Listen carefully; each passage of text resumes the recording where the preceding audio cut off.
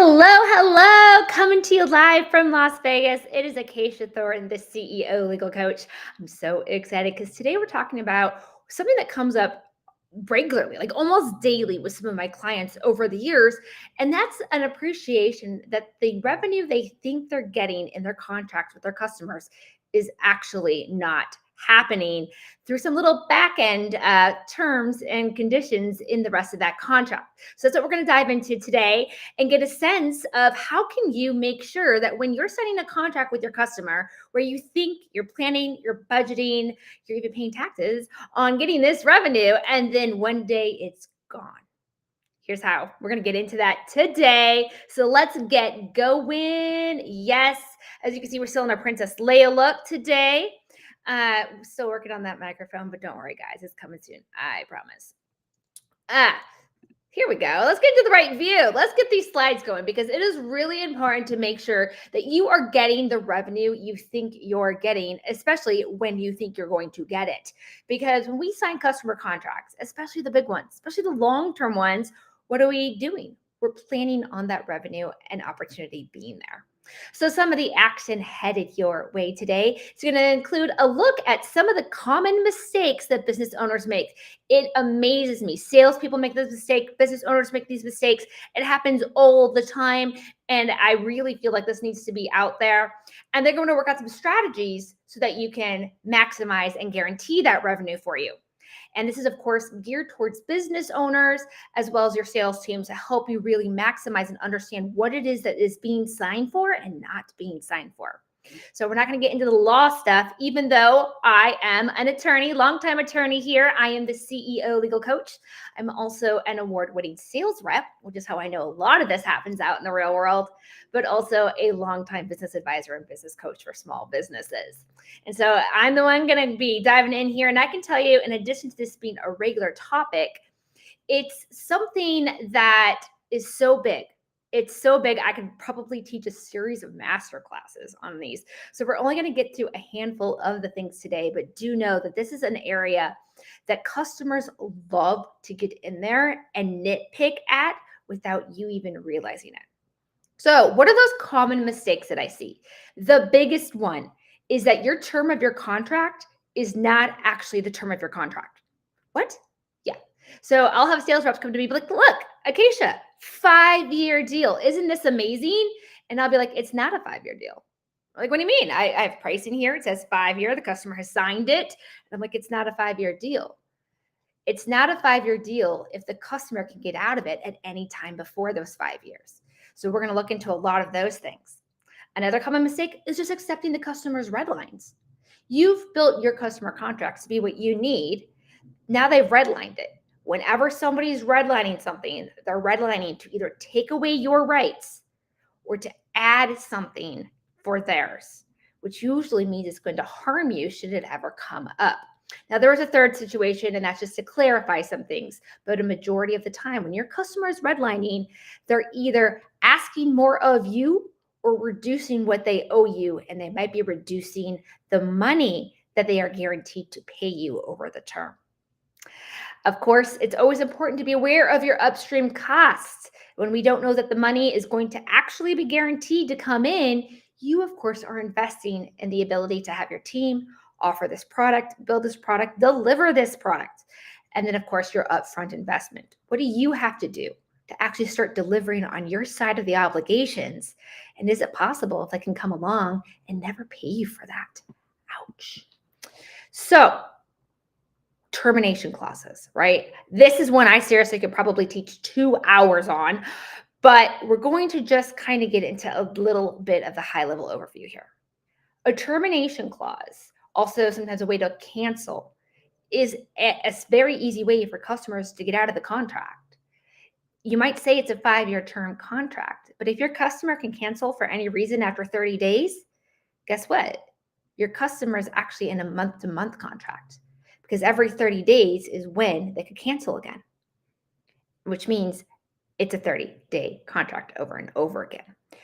So it's really important to know your termination clauses or anything the customer may add in there. Now, it's not always 30 days. Sometimes it might be 90 days, might have a minimum term or something. And the other thing that we'll look at here in a bit as well is under what conditions they can terminate. And this applies, like I said, to both termination and cancellation. Termination is, terminating the entire deal, where cancellation is usually about canceling parts of the deal. So being mindful that if these are ever on your contract in any form or fashion for any reason and under any timeline, guess what? The customer can get out before the end of that term, meaning you're not guaranteed that revenue. So termination clauses, big, big one. And of course, what is the real cost of termination?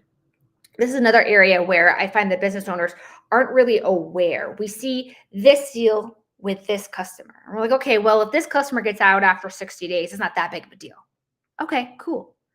Whenever termination happens, they happen for usually reasons. And it's not always that your product was bad or anything. You're probably giving a great product, which means it's something on their end. Something that is happening to be a business decision on their side, meaning you won't have necessarily any visibility into it. And it's going to happen in one of two forms. Either that individual customer is experiencing something is happening to them, their business model, their suppliers, maybe they're being bought, something's happening that is unique to them. Or something is happening to the industry, meaning it could happen to any and all of your customers, particularly in a subset. Let's say you serve more than one market. It could be all of those markets, or it could just be one or two of them. But the key thing here is when we hit a market or industry-wide thing, every contract that you have with a termination clause could all of a sudden all be triggered. So let's say you serve, I don't know, car dealerships. And suddenly car dealerships are like, you know what? We're cutting back, or, you know what? A big one was the pandemic. A lot of people had to go shut down their doors. Retail was not available through the pandemic. So anybody who had a retail store was reliant on that. If they had a way to get out, well, they were going to. That's what they were going to do. It would be a business decision to cancel any and all of the contracts that they could. So it would have happened industry-wide. Now, of course, the pandemic was globally and not something we regularly see. But the same with your customers. Like AI comes in, new technology, a new law. What would impact your customers holistically if they all or many of them have a termination clause, even if they're different terms? Maybe somebody's 60 days and somebody's 90 days. The truth is, with those 60 to 90 days, you might be out of a lot of your contracts, not just the one you're looking at right now. So that's the real cost of termination, is not one contract at a time. It's the collective nature of all of them and all the clauses you might have across all of your customer agreements. Now, what are some of the ways you can minimize this, right? Okay, let's say the customer's like, we're not doing business with you if we don't get some type of cancellation or out clause. What can you do? The first is to put minimums in there. Hey, you will give you the termination clause, but you're not allowed to trigger that until year 3, right? You have to give us those first 2 years of guaranteed revenue. We're not going to come in, start this project for you, start building all the resources in our supplier and manpower to make this happen for you, to allow you to cancel 6 months into it. You have to give us a minimum 2 years. Another way is minimum fees. You have to pay these minimum fees before you're allowed to cancel or terminate. And then, of course, conditions. Put conditions on when they can cancel. Don't just say they can cancel for any reason after 90 days. This is a big way to have conversations with your customers so they're so much better. When they come in and say, hey, we need this termination clause, why? And not why in a challenging, like, we don't believe you, we don't trust you, but is there something going on in your business or on the horizon for your business that might be prompting this? If so, we're happy to work with that. I had a client once, it was when I was in sales, and the client would not redo the contract, and they were going to be penalized for it. I'm like, dudes, I'm trying to avoid you getting penalized here. Let's do this. And I hounded them until they finally told me why. And they're like, look, there's a chance we get bought this year. We're starting to enter negotiations where we might get purchased. And so I don't want to enter into a long-term contract and renew this for that long. I need it to just be 12 months. I'm like, not a problem. Why don't we build that in so you get the benefit of having the long-term pricing? Let's put you in for those 7 years, give you the pricing for the 7 years, but then address the possible merger situation and say, if this happens, then these types of opportunities are available to you. But I'm not going to give you an out clause for anything and everything after 12 months because I need that guaranteed revenue for the long term as well. And then, of course, another opportunity is give them the option of terminating, but that it comes at a price. This is really important for business decisions because sometimes our customers or anybody really in business will terminate things out of convenience. It's just too expensive. Let's just cancel it. Well, if there's a fee for termination, now they have to balance which is more important, the benefits of terminating the contract or paying this fee. There are times it is worth, like I had a lease that I had in Chicago, but then I suddenly had to move to Michigan for work. And it was not worth it to me to pay the rest of my lease, 9 more months on my lease. I didn't know I was going to be moving suddenly. It was a work thing. But here I was, 10 months left on my lease. I needed to get out. So I chose to pay the penalty to get out because I would save money in the long term. But then the owners also understood that they were not, while they were going to lose their long-term revenue, they were at least gaining something to offset it and enable them the chance to find another resident for that unit. We can do the same with our business. I will let you out of the contract with this much notice, but here is what I need to get in exchange for that. And so we call those, termination fees. I'm blanking on the other word, but there's 2 ways that we call those things, and know that you could easily put them into your contracts. And then the last thing, a way to minimize is, let's say you're selling multiple products. You don't want to lose the deal for multiple products at the same time. So what you might want to do is say, hey, you're allowed to cancel certain lines, certain product codes, certain pieces of what you're buying, but you have to keep this core foundation in place. Or another way is, let's say you start crossing off things, we give you bundled pricing. We thought you were going to be in a 5-year deal for 10 of our products. Now you want to go down to 1 product. Well, we based our pricing on you getting 10 things.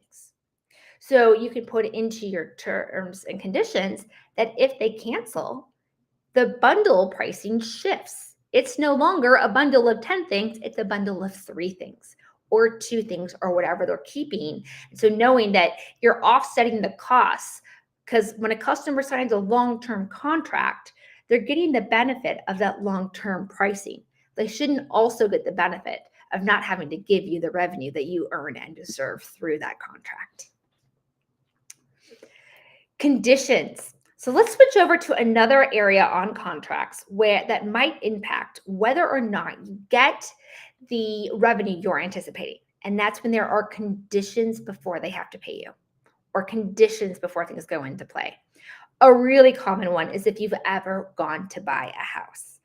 A lot of times people are like, hey, I want to move somewhere and I want to buy this house, but I first have to sell this other house, the other home I have. And you can't always afford the next home without that, or you don't want to be stuck with 2 mortgages. So you put into the contract the sale of the new home you want. This is on the condition I sell my first home within so many days. So it's a type of condition. Now, of course, the owner of that second home that you want to buy is stuck in this little bit of a leeway, right? There's chances this sale goes through because the first house never gets sold. So it's great for the buyer to have this, but for the seller on the other side, they're stuck in the middle ground because they cannot go find another buyer for that house while they're under contract to this one. So those conditions, while they might limit or draw out that phase, it does become a wishy-washy phase for the owner of the business or the product that's being sold. Another area that conditions happen is like, does the event itself have to happen? Let's say a wedding gets canceled and you're a caterer. You hired all the people you need. You got all of the glassware and the dishes and the silverware and everything. You ordered the food ahead of time, and now the wedding doesn't happen. You've done your part of the work. You stepped in, took on your investment, are ready to deliver, and then the other party backs out. So ways that you can kind of go in and be aware that if the buyer ever has options and conditions, they may utilize them. What does that impact to you, especially if they do them at the 11th hour? That really hurts for all of us. Another area where customers get a little bit more power in these types of abilities to pull the revenue from under you is the ability to reject delivery. This happens a lot in consulting and services type things where you might be, let's say you're a consulting company, you do all this work, you prepare the reports, you go in to do the presentation, and then the customer's like, you know what, that didn't quite do what we wanted. You're like, what? I did all of this work. What's wrong with it? Oh, we just don't feel like it. Right? Depending on the ability to reject your product, even at delivery, let's say it's UPS, they deliver it to the door. You sent it, you shipped it, you made it, you did everything you were supposed to do. And then they're like, you know what? We just didn't like it. Being mindful of the customer's ability to reject the delivery after you have already done your part is another type of condition where they might pull the rug out from under you regarding your revenue. So being mindful of this type of condition in the contracts is really important. And then another one, and this is really big in certain industries, particularly construction and contractor, is that they're not going to pay you until their customers pay them. Well, what if their customers decide not to pay them for whatever reasons? They've gone bankrupt. They didn't like your customers' services. And so now that your customer gets to not pay you, well, that doesn't seem fair. That doesn't seem right.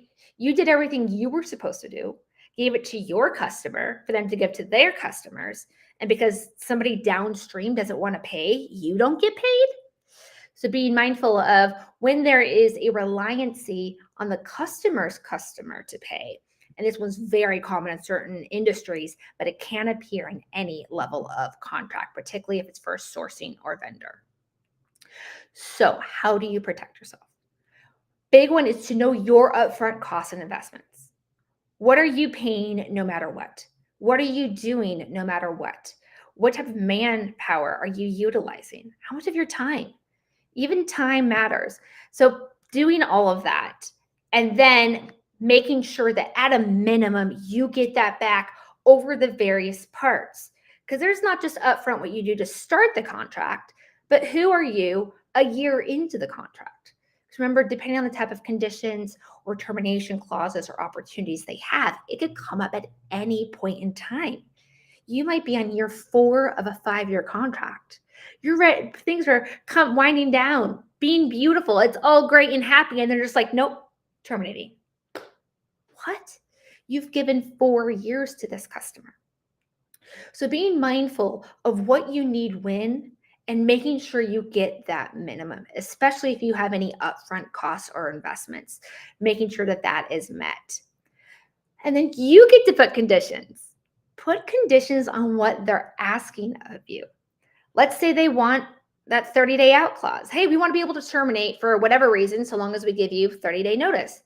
Okay, nice. You don't get to terminate for any reason. Why don't you tell me what it is you're concerned about? Oh, you might have a merger? Okay, well, that's valid. How about instead of saying 30 days you can cancel for any reason, we say that in the event you have a merger and are acquired, you can give us 90-day notice and we'll do something like that, right? Limiting when they can trigger their rights to terminate, when they can trigger their rights to cancel certain line items, when they can reduce how much money they have to give you.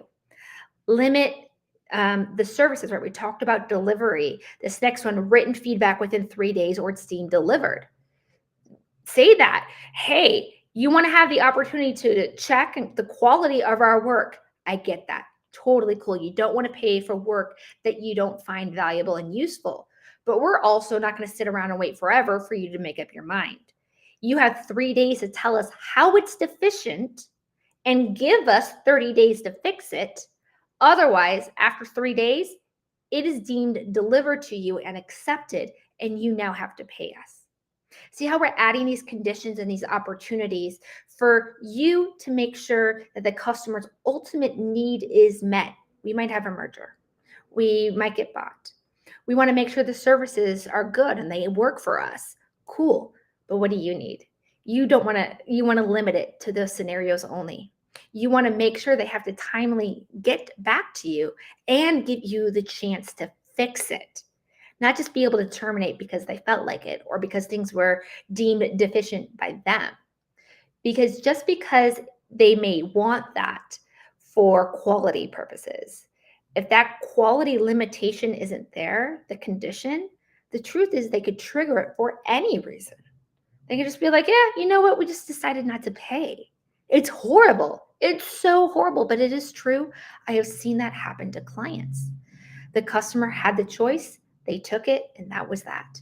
And you're like, ouch. But the contract permitted it. And so it becomes very difficult to fight against it. May delay payment up to 30 days. Ooh, little typo there. May delay payment by to 30 days. And this is great if they want to say that they want to wait for their customers to pay them. They want to wait for their customers to pay them. Cool. You're not going to wait forever for their customers to pay them. You can be like, okay, what terms do your customers pay? After we deliver to you, you do your product, you give it to the customer within what? A week? Great. Okay, a week. And then what terms do your customers have? Your customers have net 30? Okay, then you are going to pay us within 45 days. The 30 days net and the 7 days for them to put their thing together, that's 37 days. So saying you have 45 days to pay us is reasonable. And it requires the customer to enforce their customer contracts and puts the onus on them to get their payment and not just be able to leave you in the dark because they didn't want to do their job on the other side of the vertical. So what are some overall ways to just balance all of these things? I know we sometimes have customers come at us. You need to give us these termination clauses. We need to have this. Okay. But you also need to make sure your business is running, that you're not spinning your wheels, that you're not spending money that you're not going to get in return. And you also, of course, need to make sure you can pay to feed yourself and your rent and anybody on your staff. So it's really important to balance your interests with theirs. Have the conversations with them. You're interested in a termination clause. Okay. Can you illuminate us as to why this is important to you? Are there certain things on the horizon for you that you're concerned about that we can look to address? And see if they'll open up to you and share that information with you. Because then you can say, sure, not a problem. In the event A or B happens to you, we're happy to work with you in this way. And you put that into the contract instead of giving them just a blanket, sure, whatever. Cancel, terminate, not a big deal, because your money matters too. And then, of course, know what you are willing and not willing to risk. Sometimes our customers come in and demand. Boundaries. It's not just about profit. It's also about making sure you have a business that can keep going, that you're spending your time and your resources towards the right things that are going to help your business grow, help your other customers.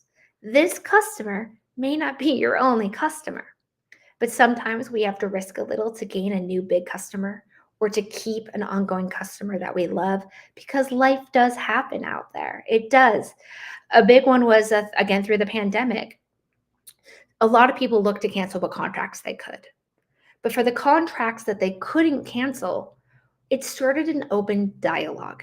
And I'm aware of a client that did this phenomenally. Their clients were not allowed to cancel, but the client understood that they would end up losing their customers. Some of their customers might go bankrupt if it didn't work to accommodate them. So just because the customer can't terminate with a right on the contract, it doesn't mean you can't work together to find resolution. There's a big gap between legal, this is it, this is what it says, this is what has to be done, or we're going to go to court, or we're going to find some way to enforce it, versus here's how we can collaborate together. Here's how we could work together. I hear you. I care about you as a customer, but please care about us as a supplier and as your vendor. And here's what we need to. How do we work together to navigate this? And that client ended up being not only staying relatively profitable through the pandemic, their clients appreciated them so much that when the pandemic ended and they were able to spend more, that company had won all of their business. It was incredible. They got this massive wave and had incredible growth that they weren't expecting, merely because of how they handled the situations with their clients. And because the contracts were written in a way that required the conversations to happen, not allow the customer to make a unilateral choice no matter what. They had to have open conversations to find a resolution, and they did. All right, so we are going to head into our live Q&A. As I see you guys, if you haven't found your chat, go ahead and go into the chat message. You can find that LinkedIn as well as YouTube. And of course, if anything doesn't get answered here for you, do know that you can always comment on these videos. I do track them and I'll answer back, or you can head to my website, CEOLegalcoach.com, and submit it there. We'll totally get back to you. And today's big freebie is about protecting those customer conversations. The NDA, the non-disclosure agreement, right? I had mentioned to you, I had a client that was refusing to meet with me. It was going to end up with penalties over their contract because they were afraid of a merger and acquisition, because that merger and acquisition conversation, the existence of it, was highly confidential. A lot of merger and acquisition situations are, right? They can affect IPOs, they can affect monetary investments and things like that. So it's very important they be kept confidential. And those conversations all were able to happen because terms of confidentiality, like an NDA, non-disclosure agreement, were in place. So that is why I'm giving you a free NDA download. It's there at my website, CEOLegalcoach.com/free NDA template. You'll get it. It's fully customizable in under 10 minutes. You'll also get all the videos to show you how to use it and even talk tracks with your customers. So pretty awesome. All right, let's get into your questions. What do we got, guys? What do we got? You guys have actually been getting better at your questions. It's making me. Can I give you actual wording? An example of wording for limiting determination? Sure. So let's see. I'll throw a few together here. Okay. Customer may terminate this agreement after the initial 24 months of the term upon minimum 90-day notice after client is aware that it has been purchased or is merging. So I'll kind of rephrase that, like after a minimum of 24 months into this contract, customer may terminate upon 90 days notice in the event customer is purchased through a merger or acquisition. So that's a few limitations right there. Customer can only trigger it if they are merging or acquired. The customer must give 90-day notice, and the customer is not allowed to trigger that until 24 months into this contract, meaning those first 2 years of that contract are actually the guaranteed term, and the rest of it will be guaranteed unless the customer merges or is acquired. So that's kind of a great way to put a few of them together. Minimum timeline, conditional on what can trigger it, and then of course the amount of notice you need. The more notice you have, the more you can adapt better. Yeah, so that's an example of one. That helped. Good. Okay. What else we got? Can I give an example of a payment one? Sure. I probably should do a class on just even payment options and in contracts and how you can get creative with stuff. But I'd say the most common one, the one that I almost always end up recommending, is called an escalator clause. So you know how escalators, like, it's like stairs, right? Do, do, do, do, do, and it just kind of keeps moving, blah, blah, blah. So that's kind of how you're going to have your pricing. It's like, hey, at this milestone, the price goes to this, but it's going to stay at that until this milestone. And it's going to jump to this and go like this. This is a great way if your customers in the beginning, especially, need some ramp up time, need to try out your product, need to see if it works for them. Or if they're going to use your product to help them build their next product, they may not be able to sell their product for a year, right? Sometimes they need to work on building things and they need time for that, but they need access to your product now. So what you could say is, okay, sure, we'll give it to you at this low fee now, not a problem. And you'll have that low fee for a year. But once you start selling to your customers on X date, your price is going to jump to this. And you can do it that way. You can also do it based on sales. Hey, this is how much you're going to pay us. But as you get more sales, you're going to jump up to this level. And as those sales increase, you're going to jump up to this level. So escalator clauses, and kind of thinking of different ways, timelines, milestones, activities, things that happen based on what your customer needs are a great way. We call them escalator clauses, but we never actually use the word escalator in the contract. We just explain, upon the effective date, the pricing will be this until this milestone or date, and then it will become this. And that's how we usually draft those out. Yep.